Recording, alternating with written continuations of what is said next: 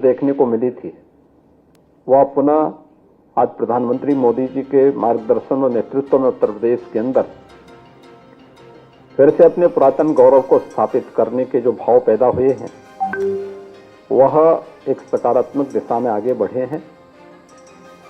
और मुझे बताते हुए प्रसन्नता है, आपने भी यहाँ उत्तर प्रदेश के बारे में एक छोटी सी जो वीडियो क्लिप्स आपको यहाँ पर दिखाई गई थी, इसके माध्यम से भी आपने देखा है कि राज्य में हमारे पास 75 जनपद हैं, 18 कमिश्नरी हैं, जिसमें हमारे वर्तमान में 22 राज्य विश्वविद्यालय जो राज्य सरकार के द्वारा संचालित हैं, 3 निर्माणाधीन हैं। इसके साथ ही प्रदेश के अंदर 36 निजी विश्वविद्यालय भी वर्तमान में कार्य कर रहे हैं।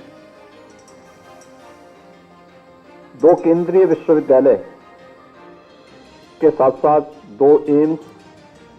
2 IIT, IIM, ये सभी उत्तर प्रदेश के अंदर वर्तमान में अपनी सेवाएं प्रदान कर रहे हैं। राज्य सरकार ने 2021 में निजी विश्वविद्यालय के लिए एक एक्ट यहां पर लागू किया था और तेजी के साथ निजी क्षेत्र ने उच्च शिक्षा के क्षेत्र में निवेश करने की इन संभावनाओं को आगे बढ़ाया है। मुझे बहुत प्रसन्नता है कि लोगों की रुचि इस क्षेत्र में है और प्रत्येक सेक्टर के अलग अलग संस्थान निजी क्षेत्र के पहले से यूपी में हैं और नए भी स्थापित होने के लिए लोगों ने प्रस्ताव अपने भेजे हैं और राज्य सरकार बिना किसी देरी के इन कार्यक्रमों को जो मानक को पूरा कर रहे हैं उन्हें अपनी सहमति और स्वीकृति प्रदान करते हुए उन्हें स्थापित करने के लिए उचित माहौल भी दे रही है। उत्तर प्रदेश आज देश के अंदर सबसे तेजी के साथ उभरती हुई अर्थव्यवस्था के रूप में स्थापित हुआ है। पिछले 6 वर्ष में बदलते हुए उत्तर प्रदेश को आप सबने महसूस किया होगा और 6 वर्ष के अंदर जो भी उत्तर प्रदेश के अंदर आए हैं,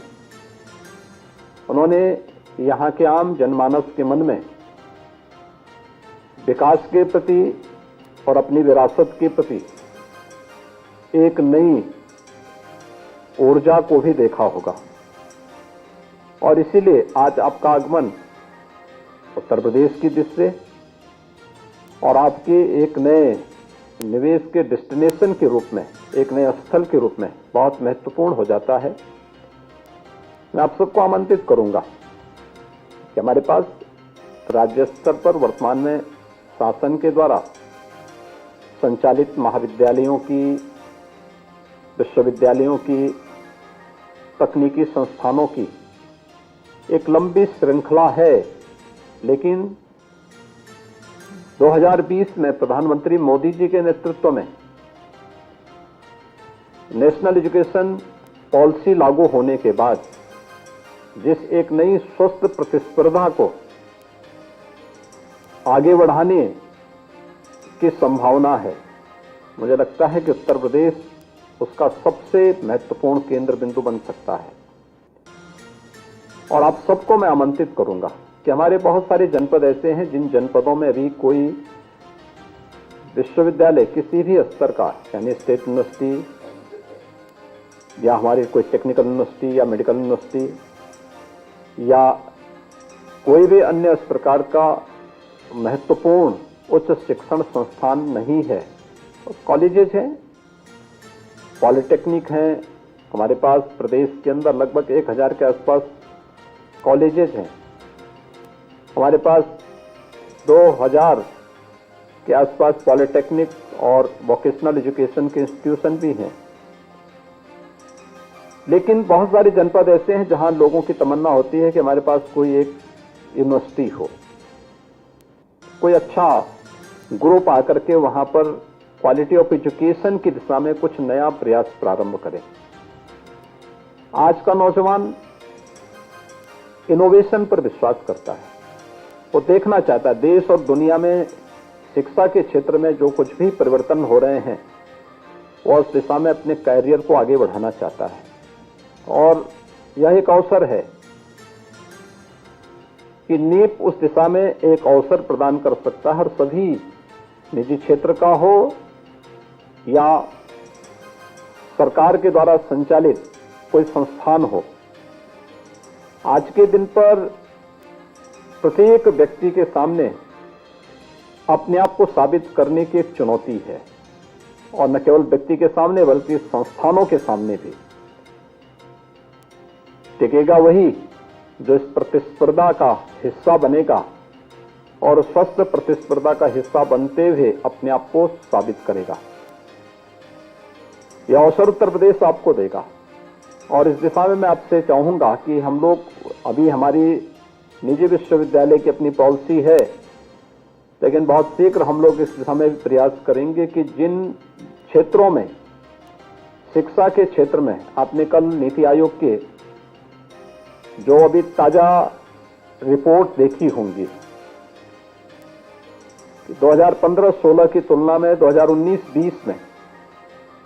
उत्तर प्रदेश ने गरीबी उन्मूलन की समग्रता से अगर आप देखेंगे तो गरीबी उन्मूलन में सबसे लंबी छलांग लगाई है।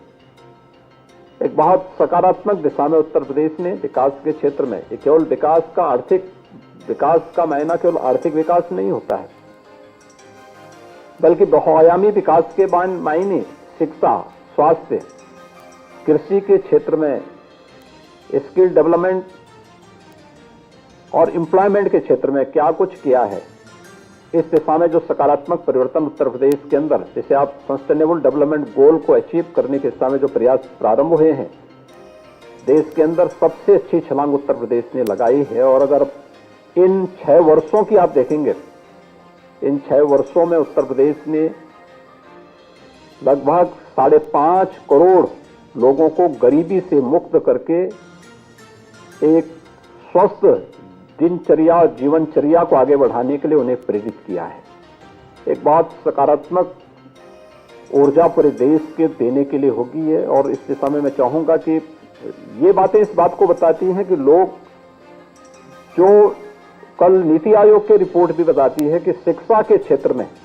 व्यापक परिवर्तन उत्तर प्रदेश के अंदर देखने को मिले हैं। मैं आज प्रातःकालीन सत्र में भी बेसिक और माध्यमिक शिक्षा के एक कार्यक्रम में था। आप आश्चर्य करेंगे, आप में से बहुत सारे लोगों को विश्वास नहीं होगा, क्योंकि आप लोग जिन राज्यों का प्रतिनिधित्व करते हैं उन राज्यों की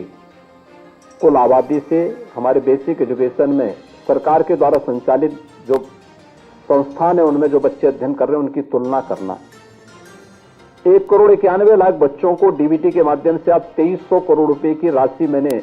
यूनिफॉर्म के लिए वितरित की है। बेसिक एजुकेशन में राज्य के द्वारा संचालित उन संस्थानों में बच्चे पढ़ते हैं 1,91,00,000,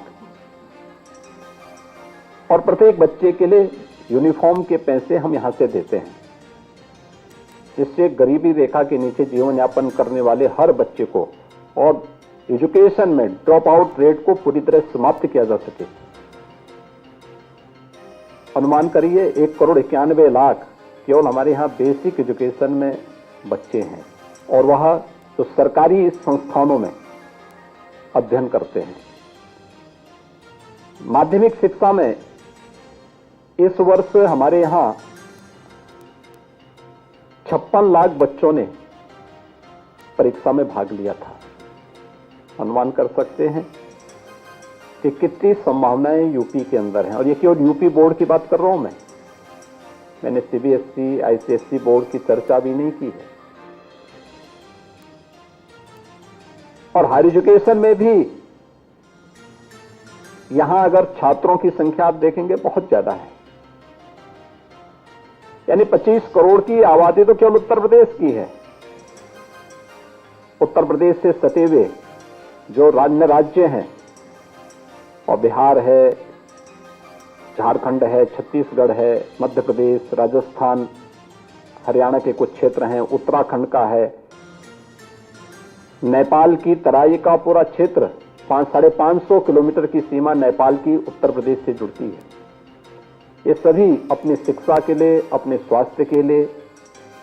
अपने व्यापार और अपने रोजगार के लिए उत्तर प्रदेश पे निर्भर रहते हैं। तो अपने आप में इतना बड़ा उपभोक्ता श्रम बाजार भी उत्तर प्रदेश है। इन सभी के लिए उत्तर प्रदेश में उनका आश्रित होना स्वाभाविक है। आप लखनऊ के किसी भी गवर्नमेंट के द्वारा संचालित हॉस्पिटल में चले जाइए, जितना उत्तर प्रदेश का नागरिक वहां होगा उतने ही आपको बिहार, झारखंड, छत्तीसगढ़, नेपाल या अन्य राज्यों के भी मिलेंगे। और ईस्टर्न यूपी में कहीं भी आप देख लेंगे, किसी भी जनपद में आपको हर एक जनपद से और नेपाल से भी उतने ही लोग आते हुए वहां देखेंगे कि वे सभी लोग भी यहां अपनी सेवाएं लेते हैं। और हमें सेवा देने में कोई परेशानी भी नहीं है,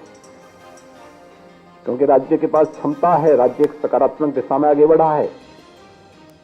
पिछले 6 वर्षों के दौरान उत्तर प्रदेश ने अपने इंफ्रास्ट्रक्चर को तेजी के साथ आगे बढ़ाया है, इंटर स्टेट कनेक्टिविटी को बेहतर किया है।